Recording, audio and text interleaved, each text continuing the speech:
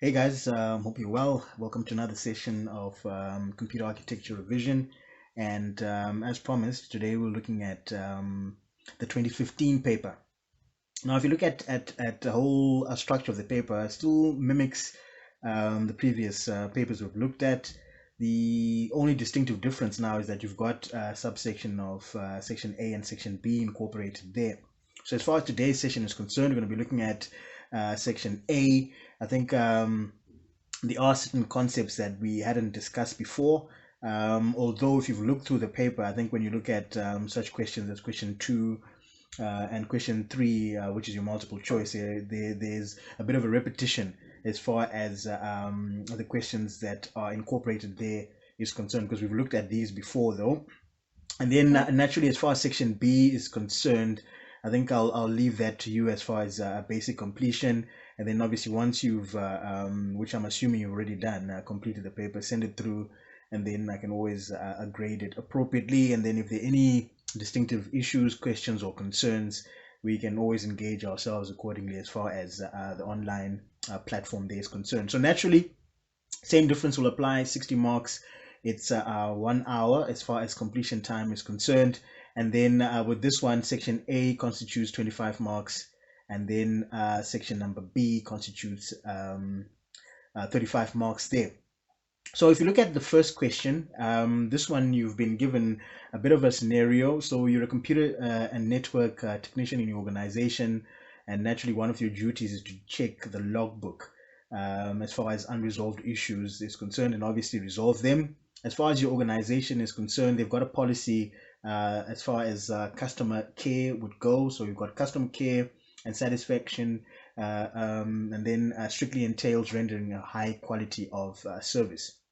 So they now ask you to use the appropriate PC component in case issues as an example, and explain the importance of expectations and follow-up when attending or when you're resolving the reported issue. So it's a 10-mark question. So naturally you've got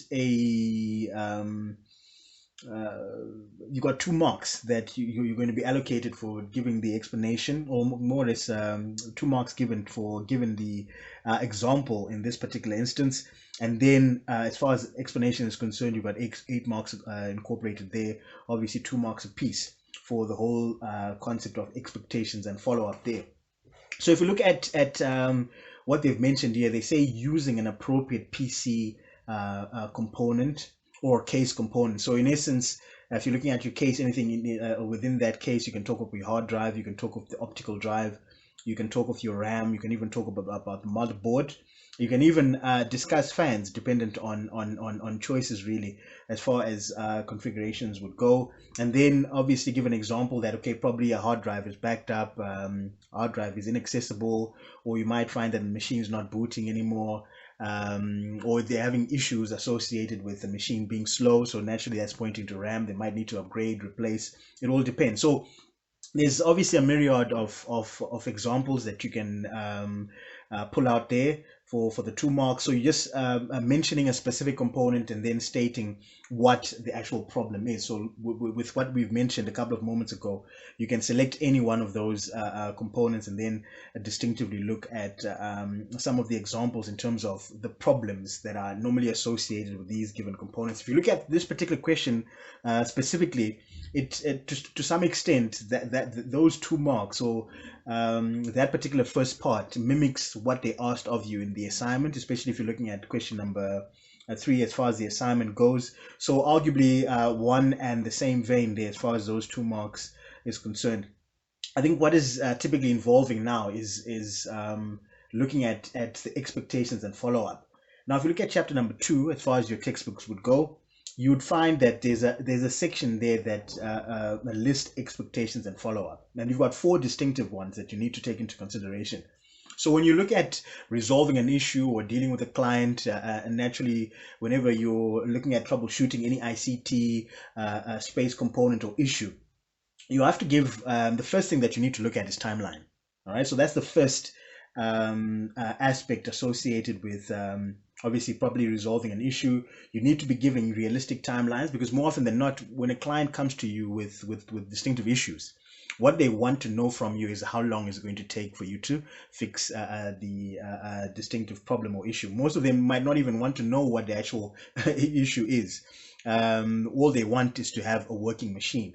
So naturally, you need to give realistic timelines. If it's looking at reinstallation of an operating system, if it's looking at probably replacing a component, it all depends. Give realistic timelines, and it's imperative for you to stick to these timelines as well, because you want to avoid a scenario where you've mentioned that, okay, look, this particular problem or issue can be resolved within 24 hours or within 2-3 days dependent, and then you go beyond that particular timeline that you've given, and you don't communicate to state, okay, probably there are issues with maybe a supplier as an argument, or there are issues in terms of the actual problem that you initially thought was giving distinctive issues there. So it's important and imperative for you to stick to these timelines. Be realistic. Yes, most of these clients might want to push you to say, okay, look, I need this gadget or this device or this particular issue resolved within a specific time frame. But if it's not realistic, or if it's not possible, obviously from the ICT space, be firm in your stating your distinctive case there. So give realistic timelines, stick to those timelines, and naturally keep up with communications. Just state if you're going to be late, or if there are going to be any distinctive issues. State your case, either a phone call or an email, but obviously a phone call will be more appropriate. And then at least that keeps the customer in the loop in terms of what is actually happening, or keeps your client in the loop in terms of what is actually happening with resolutions there. So keep comms. Again, even if things are going according to plan, it's also I think imperative for you to just pick up the phone there and just give them a buzz to say, okay, look, we're still on schedule, and on working on your distinctive issue there. So that's the first one.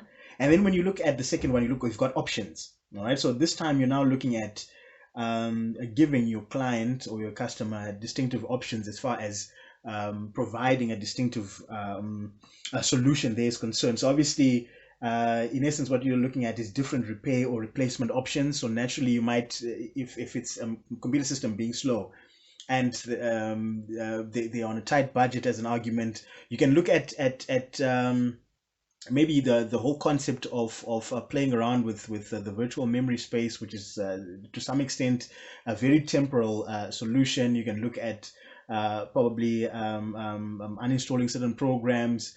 You can look at maybe tweaking. I think we had a session on this in the last week or so, where you can optimize usage of your OS. So maybe removing temporary files. The list will go on and on. But remember, those are just very temporary solutions in terms of the actual problems at hand. So, in essence, if the computer system is slow and you've identified that probably it's a RAM issue, they have to then typically upgrade their RAM, or you can even suggest upgrading from a traditional hard drive to a solid state if need be. So you're now giving them options in terms of, okay, different repair and replacement options. You also have you want to make sure that you give them the space to state that, okay, look, yes, let's rather go and replace, or maybe let's wait for the end of the month as an argument, and then we can look at upgrading whichever component is giving distinctive issues. So you've got I think 3 things you can look at: replace a component with an upgraded one, and then you can look at replacing a device with an upgraded one, and then you can look at a device swap depending on whichever environment that you're looking at. So all you're doing as far as the options part is just to make sure that you lay down for your client or your customer to say, okay, these are the different options we've got in terms of providing a distinctive solution. This one would be the best one in my view. But if you're not ready, especially if it's buying components or replacing components, obviously, then you can always give them a solution in terms of, okay, for the time being, maybe temporarily we can look at optimizing, but naturally you need to typically upgrade. So that's the second one that you need to look at. The a third one that you want to discuss in this particular instance is documentation now. And if you look at the troubleshoot theory, I think one of the last steps as far as that theory is concerned is documentation, or document your findings. Now, within that environment, normally the documentation you're looking at is just listing down what you the issue that was there and how you resolved it. So that obviously the next time that you encounter the same thing is a lot simpler as far as providing a distinctive solution is concerned. But in this instance, the type of documentation that you're looking at under expectations and follow-up is stating the actual services that you provided. So you're, in essence, with this one, you are describing the actual problem. You're looking at the actual solution. You're also incorporating when you started working on the problem, and when you provide a distinctive solution. So you're also looking at the numbers in terms of the hours that you've worked for, or the hours that you typically, or the hours that expired when you provided that distinctive solution. So more often than not, with this one, you're providing documentation so that your client or your customer knows what they are paying for.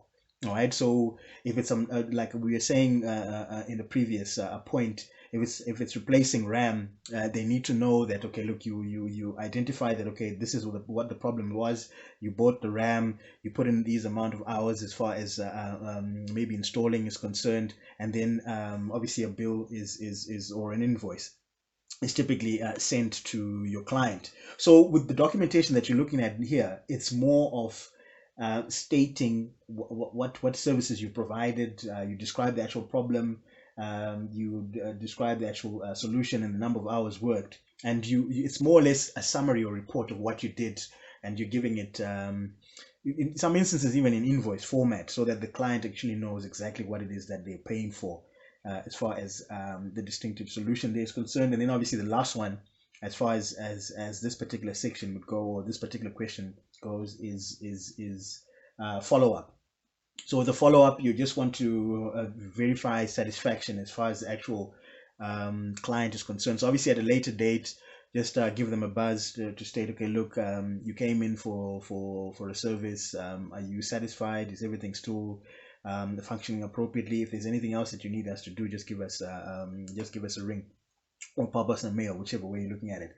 And with this one, it can go a long way, because what normally happens now is that it enables you to create and retain a client base. So follow-up is always important in providing any distinctive solution as far as your environments would go. So I think that does that for that particular question. It's 10 marks, so naturally you needed to throw in content that was relevant. So with the breakdown, you've got the 2 marks associated with the example, and obviously the actual issue. So example of the component and the issue, and then 2 marks a piece for stating the actual point, as well as giving a brief explanation of what it is. So with the timeline, you give what you state timeline, and obviously you give an explanation of what that is there. And then if you look at the second question, we've done that before. It's looking at the troubleshoot theory, so that one shouldn't be too much of an issue for you. And then if you look at question number 3 now, so question number 2 is 5 marks, question number 3 is 10 marks, and then you've got obviously 5 multiple choice questions there, 2 marks a piece. The first one done before, same difference with the second. I think the only one that I wouldn't really say find involving, but the only one that hasn't been undertaken yet is obviously question 3.3 and then 3.5.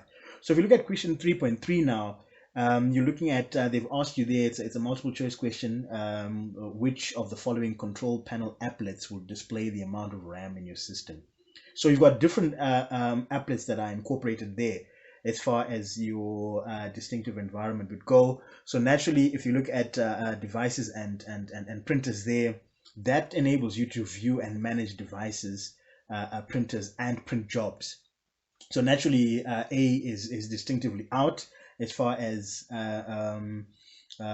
displaying the amount of RAM incorporated or installed on your machine. If you look at a system now, system would look at information about your computer system, and then also enables you to change settings for hardware performance as well as remote connections.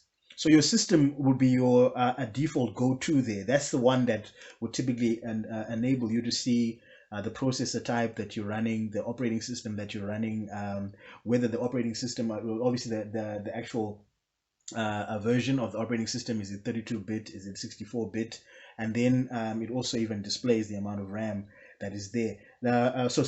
B would be your default go-to. That would be appropriate answer there. Device manager, obviously, on the other hand, enables you to view and update your device hardware settings as well as driver software.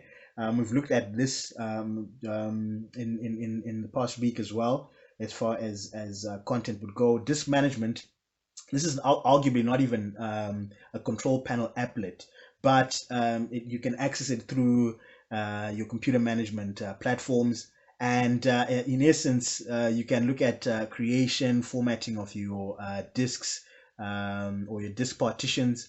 And then obviously your action center is the one that just shows your distinctive information. It's found just next door to your notification area there, or your system date and time platforms there. It just shows you notifications of what is happening, as well as the different connections you've got.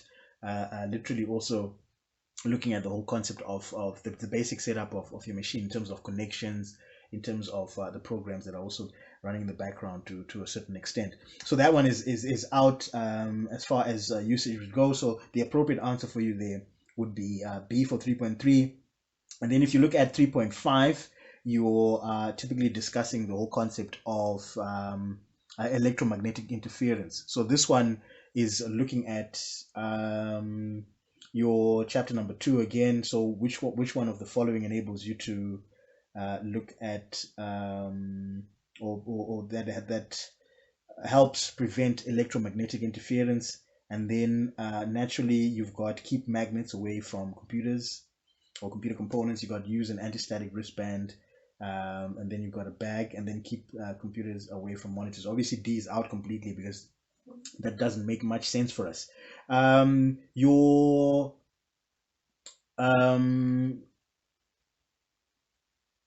B and C there, you've got use anti-static wrist strap and then anti-static bag. So naturally those are also correct, or maybe to be more specific, if you look at what the question is asking, what prevents electromagnetic interference? So naturally B and D could be B and C rather could be tempting, but as you had seen that I had actually fallen for that. But B and C are looking at ESD.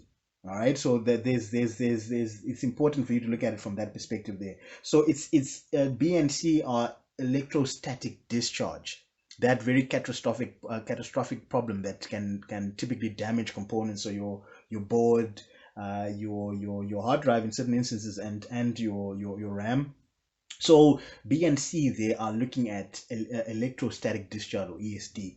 And then obviously, as far as the last option that we've got that is appropriate will obviously be keep magnets away from computer components, because remember, magnetic fields are the ones that cause the interference. Normally it doesn't really, in certain instances it just makes usage of the machine a bit of a nuisance, because you've got that noise, or that annoyance rather, as far as, or nuisance, whichever way you look at it, as far as usage of the machine is concerned. And normally that's like I said a moment back, associated with electromagnetic or magnetic fields that are obviously not appropriate as far as functionality there is concerned. So if you look at I think the rest, section B there, you can conclude that, like I said at the beginning, please look at it and then attempt naturally if you haven't already, and then send through so that I can grade it appropriately, and then we can always engage ourselves accordingly as far as content there is concerned. So that is that, guys. Section A, questions 1 and parts of question number 3 there. Conclude the rest, and then we will discuss these in our next sessions there. So that's that, guys. Naturally, stay safe, be of good spirits, and keep smiling. We'll see you in the next one. Cheers.